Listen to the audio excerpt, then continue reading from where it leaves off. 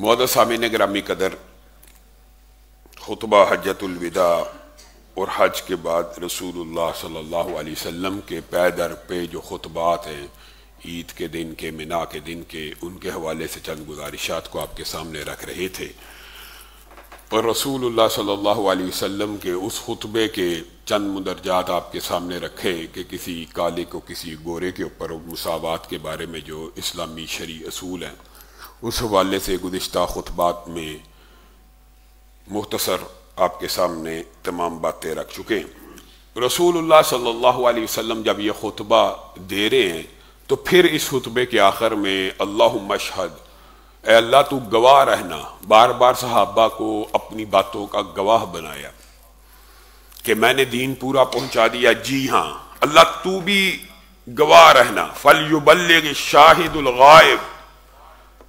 रसूलुल्लाह सल्लल्लाहु अलैहि वसल्लम ने यहां पे एक बहुत बड़ा शरई असूल बयान किया। जो हाजिर हैं, वो गायब जो लोग हैं, जो मौजूद नहीं हैं, उन तक मेरी हर बात पहुंचा दे। यहां से रसूलुल्लाह सल्लल्लाहु अलैहि वसल्लम ने उम्मत को इस बात की तलकीन की कि मेरी जिंदगी के जितने भी वाकयात हैं, मेरी जिंदगी के जितने भी मामलात हैं, दीन की जितनी भी बातें हैं, जो अहबाब शाहिद रहे हैं मेरी जिंदगी के, वो अब आने वालों को ये वाकयात बतला दे। इस एक हुक्म के अंदर मुहद्दिसीन की शानो अजमत और रसूलुल्लाह सल्लल्लाहु अलैहि वसल्लम की हदीस को आगे पहुंचाने की ताकीद और रसूलुल्लाह सल्लल्लाहु अलैहि वसल्लम की हदीस ही को दीन समझने की तलकीन, सारी की सारी बातें मौजूद हैं। लेकिन बाज़ कम अकल लोगों को ये बातें समझ नहीं आती। फिर रसूलुल्लाह सल्लल्लाहु अलैहि वसल्लम ने मुहद्दिसीन की शान और अजमत के ऊपर एक बहुत बड़ा जुमला कहा। हकीकत यह है कि सारे उम्मती भी जमा हो जाएं, किसी सहाबी की अजमत और शान का मुकाबला नहीं कर सकते। लेकिन रसूलुल्लाह सल्लल्लाहु अलैहि वसल्लम ने यहां पे मुहद्दिसीन और हिफाजत हदीस करने वालों की एक अहमियत जरूर बयान की। फरुब्बा मुबल्लगिन औ आमिन सामिअ, कि बाद औक़ात जिस तक तुम बात पहुंचाओगे वो उस बात को ज्यादा महफूज करने वाला होगा तुम सुनने वालों से।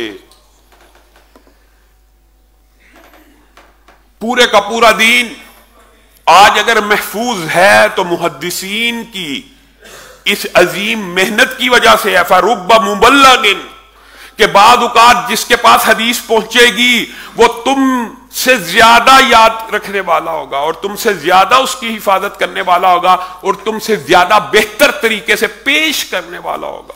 इससे मुराद ये नहीं कि मुहद्दिसीन सहाबा से अफजल है। इससे मुराद ये जरूर है कि एक तबका मेरी उम्मत में पैदा होगा।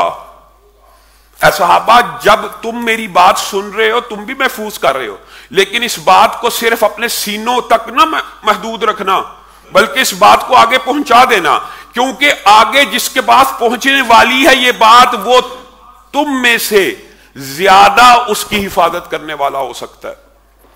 और मुहद्दिसीन ने रसूलुल्लाह सल्लल्लाहु अलैहि वसल्लम की इस अजीम हदीस की अमली तत्बीक किस अंदाज में पेश की कि आज बुखारी शरीफ आपके सामने। कुरान पाक के बाद जमीन की पुश्त के ऊपर इससे ज्यादा सच्ची और सुच्ची किताब कोई नहीं है। वजह क्या है? इन्होंने रसूलुल्लाह सल्लल्लाहु अलैहि वसल्लम की हदीस सुनी और सिर्फ सुन के जो इबलाग की ड्यूटी रसूलुल्लाह ने अव्वल उम्मत को लगाई थी वही तक महदूद नहीं रखा, बल्कि लिख ली और लिखी भी इस अंदाज में कि एक एक सनद को महफूज कर लिया और बीच में कोई इनकिता नहीं है, तसलसल है। यानी मुहद्दिसीन की आप इस मेहनत को समझे ही नहीं कि मुहद्दिसीन ने रसूलुल्लाह सल्लल्लाहु अलैहि वसल्लम का कोई भी जुमला, कोई भी सीरत का अमल, कोई भी किरदार का कोई भी अमल जिसकी निस्बत रसूलुल्लाह से हुई हो, एक जुमला भी ऐसा बगैर सनद के नहीं लिखा। बगैर सनद के नहीं लिखने से क्या मुराद है?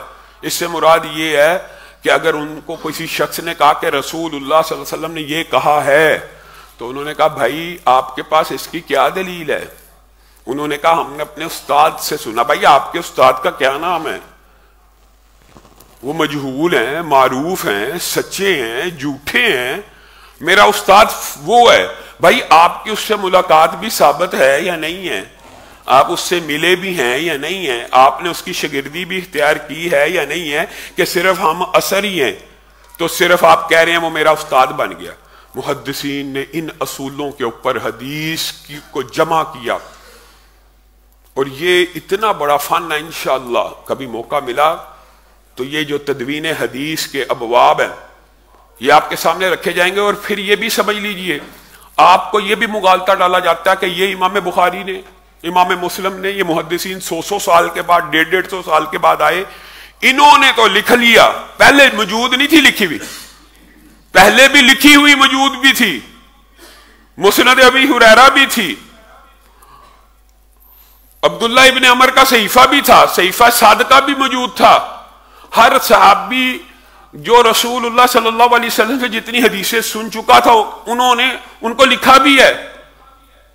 ये आपको किसी ने मुगालता डाला हुआ, ये लिखी बाद में गई है, पहले सीना बसीना चलती थी। जमा और तदवीन और अबवाब बंदी, ये फारुब्बा मुबल्लगिन, ये काम मुहद्दिसीन ने जरूर किया कि आप सुनने वालों से बेहतर तरीके में वो अबवाब बंदी करेंगे और आप सुनने वालों से बेहतर अंदाज में लोगों के सामने पहुंचाएंगे। और आप इससे मुराद माद अल्लाह फिर ये नहीं है कि सहाबा से अफजल हैं। हकीकत बात यही है कि ये काम और ये किरदार रसूलुल्लाह की जिंदगी की हिफाजत का और उनकी सारी की सारी सीरत को महफूज करने का बुनियादी किरदार किसका है? सहाबा का ही है। सहाबा का ही है कि रसूलुल्लाह की जिंदगी का हर गोशा, हर अमल। अब मुझे एक बात बताएं, रसूलुल्लाह सल्लल्लाहु अलैहि वसल्लम की जिंदगी का कौन सा गोशा ऐसा है जिसको सहाबा ने महफूज नहीं किया? हमारे बारे में बकवास करते हैं मुनकिरीन हदीस, और यार रसूलुल्लाह की तहारत भी बयान हुई है। जी हां, रसूलुल्लाह सल्लल्लाहु अलैहि वसल्लम के वुदू को बयान किया गया। जी हां, ये आपके लिए चंबे की बात हो सकती है, आपकी अकल के ऊपर पर्दा है, लेकिन उम्मत ने तहारत नहीं थी करनी, उम्मत ने वुदू नहीं था करना। वो यार जिमा की दुआएं हदीस में मौजूद है। जी हां, ये सहाबा का किरदार है कि रसूलुल्लाह सल्लल्लाहु अलैहि वसल्लम की जिंदगी का कोई लम्हा, कोई गोशा, कोई अंदाज, कोई अतवार आप हैरान रह जाएंगे। अल्लाह की कसम सहाबा ने जो कुछ लिख दिया आपके सामने, मैं ये बातें अक्सर रखा करता हूं कि दाढ़ी के बाल भी गिन लिए कि कितने सफेद है कितने नहीं। रसूलुल्लाह सल्लल्लाहु अलैहि वसल्लम की वो बातें जो आपके खदोखाल, आपकी जात के मुताल्लिक थी, वो भी लिख दी। आप बताइए, यहां तक सहाबा ने लिखा कि रसूलुल्लाह सल्लल्लाहु अलैहि वसल्लम जब चलते थे तो महसूस होता था कि किसी उतराई के ऊपर उतर रहे हैं। अब बताइए, रसूलुल्लाह सल्लल्लाहु अलैहि वसल्लम की अमूमी चाल भी बयान कर दी कि रसूलुल्लाह ऐसे चलते थे। रसूलुल्लाह मस्जिद में दाखिल होते हुए दायां पांव पहले रखते थे।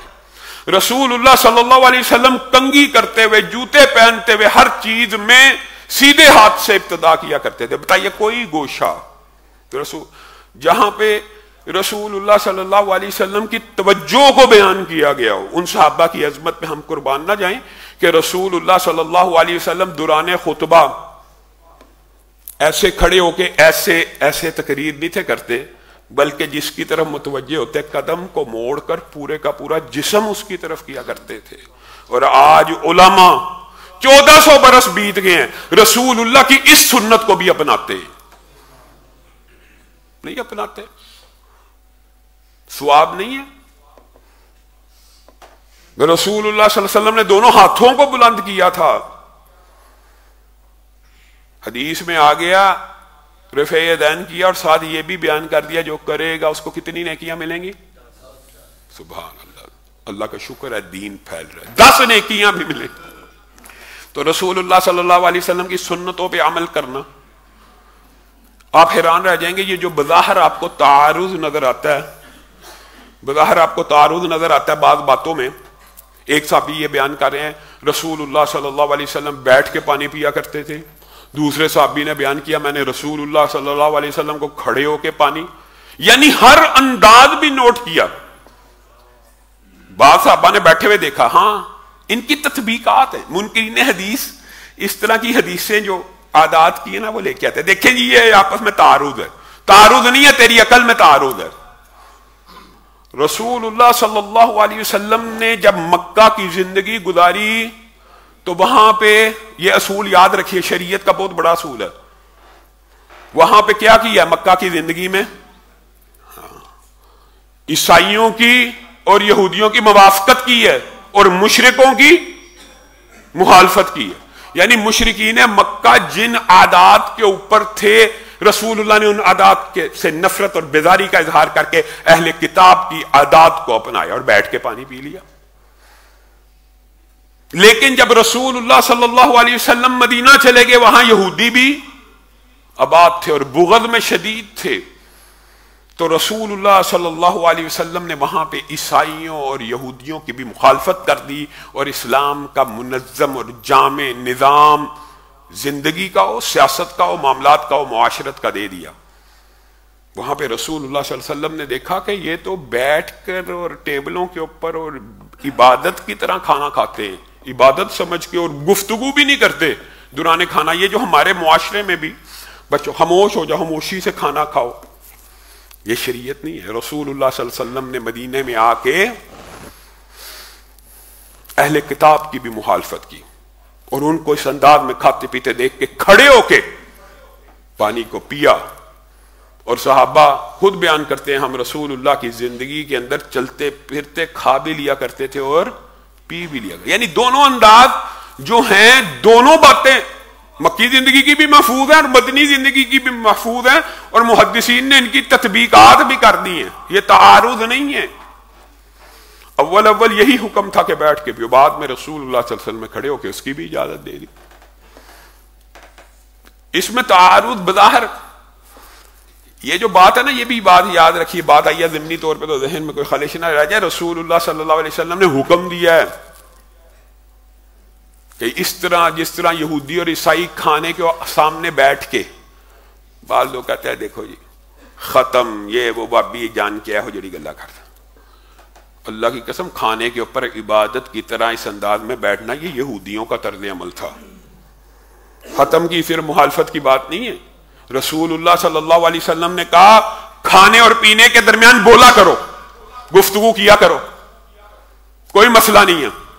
बल्कि रसूलुल्लाह की एक हदीस है कि यहूदियों और ईसाइयों की मुखालफत करो, यहूदियों और ईसाइयों की मुखालफत करो, अपने सहनों को साफ करो, अपने सहनों के अंदर कूड़ा मत रखो और कूड़े को अपने सहन में जमा ना करो, और खाने और पीने के दरमियान जब बैठो इबादत के अंदाज में ना बैठो बल्कि गुफ्तगू किया करो।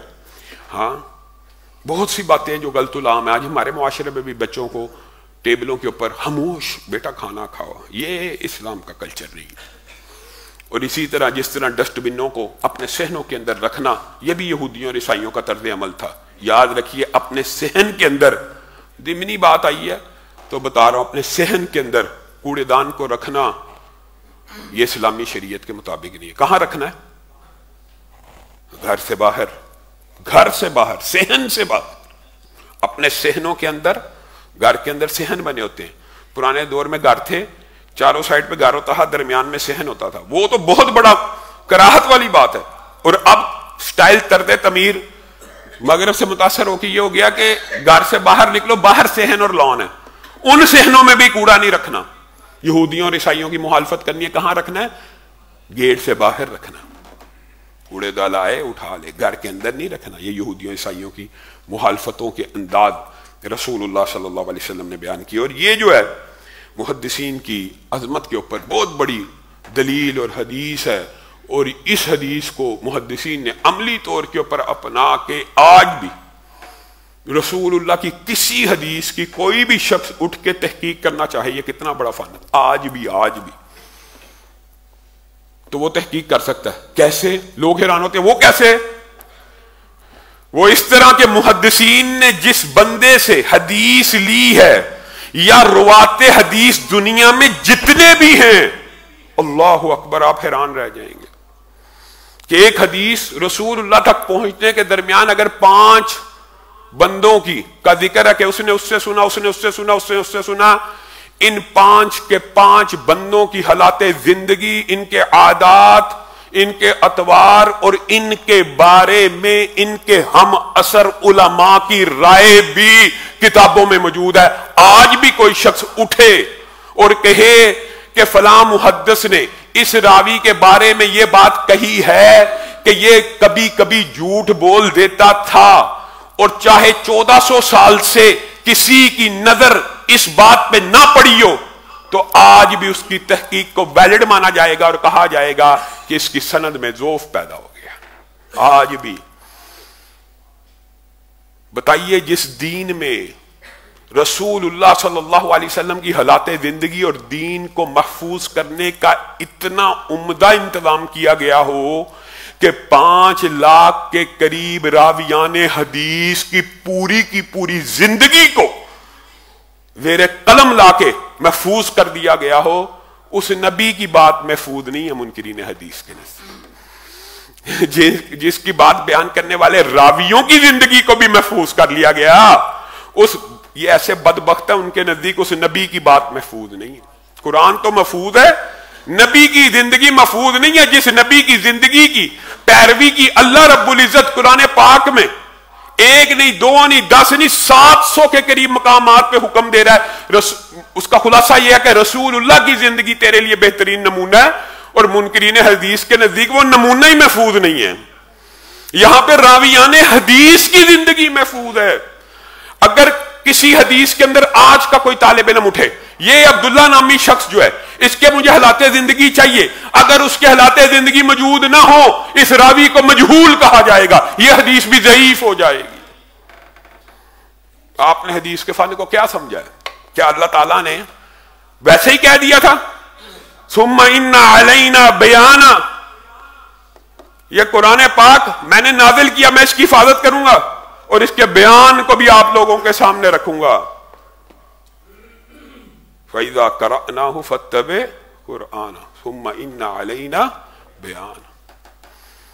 रसूलुल्लाह की जिंदगी महफूज नहीं है, अल्लाह में ऐसे ही हुक्म दे रहा है कि रसूलुल्लाह की जिंदगी की पैरवी करो। सुभान अल्लाह, कैसी लॉजिक और कैसी मंतक है। यानी अल्लाह कहता है रसूलुल्लाह की सुबह दोपहर शाम उठना बैठना हर चीज आपके लिए नमूना है, और वो नमूना ही सेफ नहीं है मुनकरीन हदीस के नजदीक।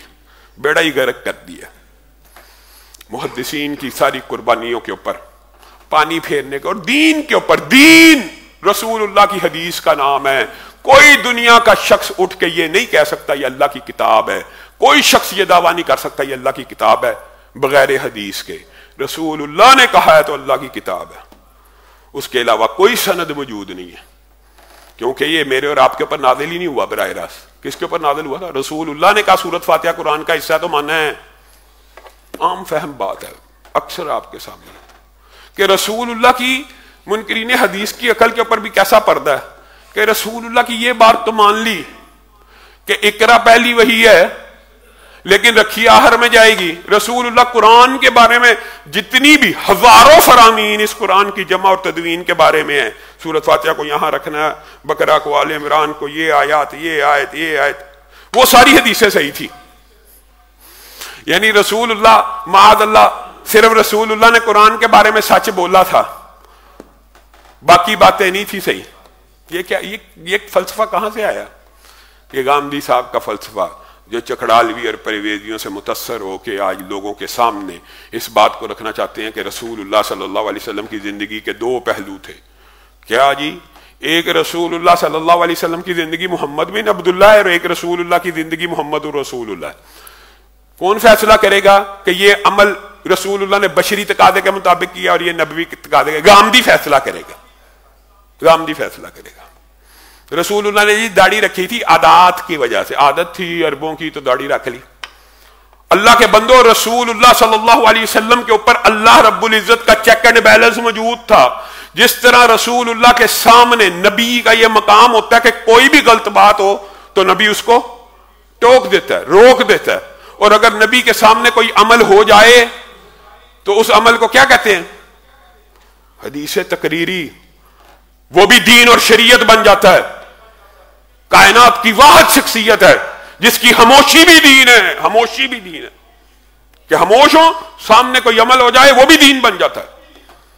क्योंकि आपका यह मनसब नहीं है कि आपके सामने कोई गलत बात हो तो आप खामोश रहे। या अल्लाह इस्लाह ना फरमा दे। तो रसूलुल्लाह सल्लल्लाहु अलैहि वसल्लम जिंदगी में कोई अमल करे, अल्लाह को नहीं था मतलूब, लेकिन अल्लाह खामोश रहा।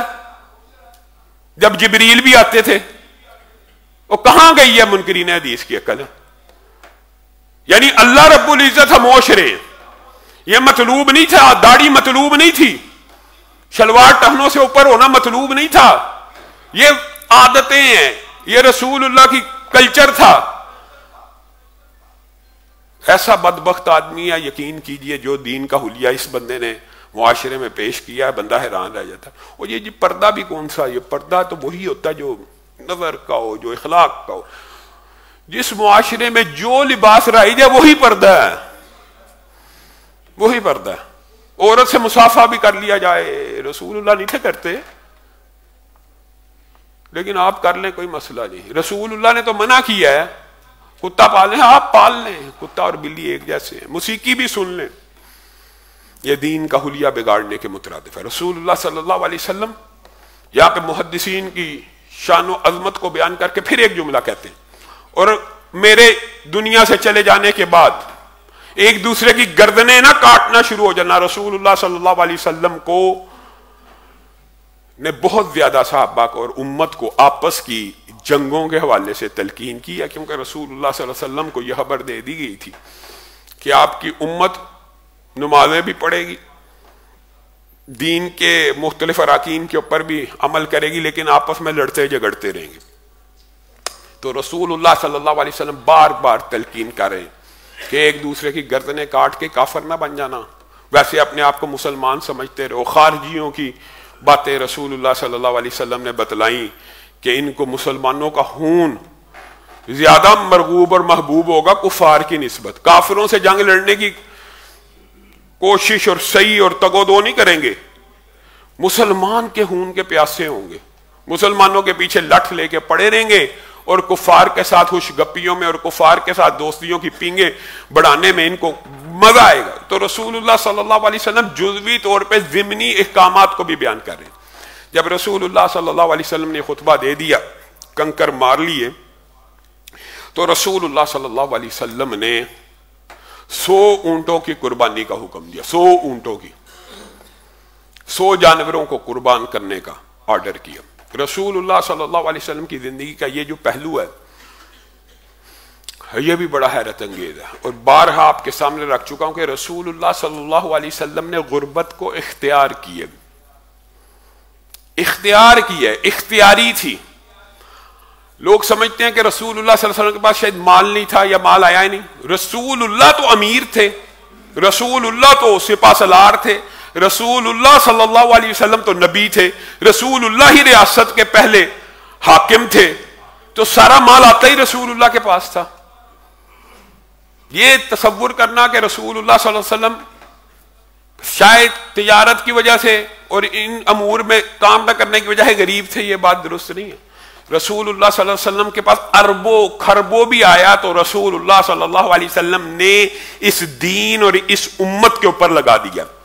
अब बताइए, सिर्फ इस मौके के ऊपर रसूलुल्लाह के पास 100 ऊंटों की जायदाद मौजूद थी, और रसूलुल्लाह सल्लल्लाहु अलैहि वसल्लम ने सारी की सारी, बेशक सहाबा का बड़ा मकाम व मर्तबा, हम हज़रत अबू बकर का मकाम व मर्तबा पढ़ते हैं कि पूरा ही माल ले आए, बहुत बड़ी बात है। एक गज़वे के लिए पूरा ही माल ले आए, एक गज़वे के लिए उमर आधा माल ले आए, लेकिन रसूलुल्लाह की जिंदगी में एक नहीं, दो नहीं, 10 मर्तबा ऐसा हुआ जब रसूलुल्लाह ने अपना पूरे का पूरा माल इस उम्मत के ऊपर और इस दीन के लिए कुर्बान कर दिया। आप और मैं ये समझते हैं शायद रसूलुल्लाह सल्लल्लाहु अलैहि वसल्लम गरीब थे इस वजह से, नहीं, रसूलुल्लाह के पास जब भी आया है, आज 100 ऊंटों का माल है, अली को हुक्म दे रहे हैं 100 का 100, ये जो जितना माल है इससे कुर्बानी खरीद, ये 100 के 100 ऊंट मोहम्मद सल्लल्लाहु अलैहि वसल्लम की तरफ से कुर्बान कर दे। अब बताइए, कुर्बानी भी तो शाइरिल्लाह में से है। जब हम कुर्बानी के मौके पे कहते हैं अल्लाह की नबी की सुन्नत है और इसकी अहमियत है, ओ यार पैसों का ज़िया है। ये नबी अपनी कुल जायदाद सिर्फ कुर्बानी के शियार को जिंदा करने के लिए 100 ऊंटों के ऊपर लगा देते। जितना है था माल दे दिया, ले आओ 100 ऊंट कुर्बान कर दो। 63 ऊंटों को अपने हाथों से कुर्बान किया, नहर किया, और बाकी 37 का हुक्म किसको दिया? हजरत अली को। इस कुर्बानी की सुन्नत को पूरा करने के बाद रसूलुल्लाह सल्लल्लाहु अलैहि वसल्लम ने बालों को कटवाया। और यहां पे एक बात याद रखिए, मुख्तलिफ वाकयात हैं हज के मौके के ऊपर, पूरा हज आपके सामने तकरीबन रख दिया। ये बात भी याद रखिए कि रसूलुल्लाह सल्लल्लाहु अलैहि वसल्लम के पास लोग आए, अल्लाह के रसूल हमने कंकरियां मार ली, हमारी कुर्बानी होगी, हमने हजामत कर दी। अल्लाह के रसूल हमने कंकरियां मार दी, हमने हजामत कर दी, उसके बाद कुर्बानी कर ली। अल्लाह के रसूल हमने ये तरतीब का आगे पीछे होना, तरतीब का आगे पीछे होना, रसूलुल्लाह सल्लल्लाहु अलैहि वसल्लम ने इसी हज में इस तरतीब को आगे पीछे करने की इजाजत दे दी। जो आता, जो तरतीब बयान करता, रसूलुल्लाह सल्लल्लाहु अलैहि वसल्लम कहते कोई हरज नहीं, कोई हरज नहीं, कोई हरज नहीं। इसका मतलब ये है कि जब भी इंसान कोई भी दो अमल कर ले, आजकल हाजी जाते हैं बड़े परेशान होते हैं, उधर से फोन करना शुरू करते हैं, अभी हमें इतला नहीं आई कुर्बानी की, हम क्या करें? ओ भाई आप एहराम खोलो, एक काम हो गया, कंकरियां मारो, दो काम हो गया, आप हजामत करवा सकते हैं। यह जरूरी नहीं है कि अपनी कुर्बानी को आंखों से देख के ज़िबा हो। अगर आपको नहीं भी यकीन तो आप ये दो काम करके, एहराम उतार के और कंकरियां मार के अपने बालों को मुंडवा सकते। तो रसूलुल्लाह सल्लल्लाहु अलैहि वसल्लम ने उम्मत के लिए जो आसानियां पैदा की, बाद हमारे तबका फिक्र के लोग हाँ उसमें भी सख्तियां पैदा करते हैं। एहराम नहीं उतारना जब तक कुर्बानी की इतला ना हो जाए, वहां पे कुर्बानी की इतला कहां आएगी? उन्होंने नंबर भी ऐसे, वो होते हैं कुर्बानी वाले बाद लोग, वो कहते हैं जी हम आपको फोन करके बताएंगे, और पूरा दिन बेचारा गुजर जाता है, ना एहराम उतारता है, ना तवाफ के लिए जाता है, जी हाले कुर्बानी नहीं हुई। कोई हर्ज नहीं है। तकदीम तखीर कोई भी दो अमल करके आप एहराम उतार के, पत्थर मार के हजामत करा लें, टिंड करा लें, तो आफ करें, अपने मनासिक अदा करें। बाकी बातों में तो इबहाम नहीं है, सिर्फ अब कुर्बानी का मसला। उस दौर में कुर्बानी का मसला भी नहीं था, फिर भी रसूलुल्लाह सल्लल्लाहु अलैहि वसल्लम के पास सहाबा आए, तकदीम और तखीर को बयान किया। रसूलुल्लाह सल्लल्लाहु अलैहि वसल्लम का ला हरज, कोई हरज नहीं, कोई हरज नहीं, कोई हरज नहीं। आगे पीछे तरतीब होने से कुछ भी नहीं होता। हज अरफा के वकूफ का नाम है, वो हो गया, तरतीब आगे पीछे होगी। कोई किसी भी किस्म की कबाहत की, कोई भी परेशानी की कोई भी बात नहीं है कि बंदा ये सोचे कुर्बानी होगी तो मैं कंकरियां मारूंगा, कंकरियां मारने के बाद पहले कुर्बानी होनी चाहिए, कंकरियों से पहले ये नहीं होना चाहिए। ऐसी किसी भी किस्म की। रसूलुल्लाह सल्लल्लाहु अलैहि वसल्लम जब निकले तो बनु अब्दुल मुत्तलिब को कहा पानी भरो, पानी भरो, और वहां पे पानी पिलाओ। हाजियों को पानी पिलाना एक अजीम सुन्नत है, पानी पिलाना। और पानी पिलाने की सुन्नत की अहमियत के बारे में रसूलुल्लाह सल्लल्लाहु अलैहि वसल्लम ने वहां पे यह हुक्म भी कहा, इरशाद फरमाया, अगर मुझे ये लोगों के इज़्तिहाम का और रश का, और इतना रश पड़ गया था रसूलुल्लाह सल्लल्लाहु अलैहि वसल्लम के इर्द गिर्द, रसूलुल्लाह ने कहा अगर मुझे खतरा ना होता तो मैं खुद तुम्हारे साथ उतर के डोल खींच खींच के इन हाजियों को पिलाता। ये इतनी बड़ी नेकी है। लेकिन इस नेकी के बारे में भी कुरान पाक में एक हुक्म है कुफार मक्का के बारे में, अजाल तुम सिकायत अल हाज, क्या हाजियों को पानी पिलाना या खाना काबा की तमीर को तुमने जिहाद फी सबीलिल्लाह से बड़ा समझ लिया? जिहाद फी सबीलिल्लाह की इबादत इन दो कामों से भी अफजल है और इन दो कामों से भी आला है। बाकी मजमूई दीन का खुलासा यही है कि सबसे बेहतरीन इबादत अल्लाह का जिक्र ही है, चाहे जिहाद फी सबीलिल्लाह ही क्यों ना हो, उससे भी बेहतर इबादत अल्लाह रब्बुल इज्जत का जिक्र है। और इसीलिए हज के मौके पे जो बार बार मशअरिल हराम और अल्लाह के जिक्र के बारे में और बार बार ये जो आयात आई, उस तरह अल्लाह का जिक्र करो जिस तरह तुम्हारा बाप फोत हो जाए, ये माँ फोत हो जाए। अभी ताज़ा ताज़ा माँ बाप फोत हुए हैं तो इंसान कितने दिन जिक्र करता है। जब भी बात आती है, हाय मेरा बाप ऐसे करता था, हाय मेरी माँ ऐसे थी, हाय मेरा बाप, और कई साल भी गुजर जाए, ईद आती है तो माँ बाप याद आना शुरू हो जाते हैं। और कम अज कम इतना तो जिक्र करो जितने अपने माँ बाप का जिक्र करते हो, अल्लाह को इतना तो याद करो। तो अल्लाह का जिक्र करना यह भी बहुत बड़ी इबादत है। और हज के अंदर रसूलुल्लाह सल्लल्लाहु अलैहि वसल्लम इसकी भी तलकीन करते रहे।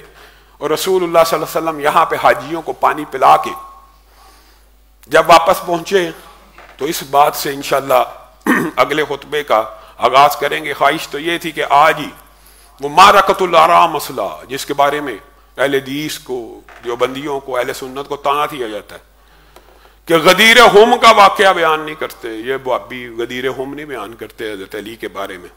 इंशाअल्लाह आइंदा आने वाले खुतबे में यही से अपनी बात को शुरू करेंगे। अल्लाह रब्बुल इज़्ज़त जो कहा गया, जो सुना गया, उसको समझने की तौफीक इनायत फरमाए।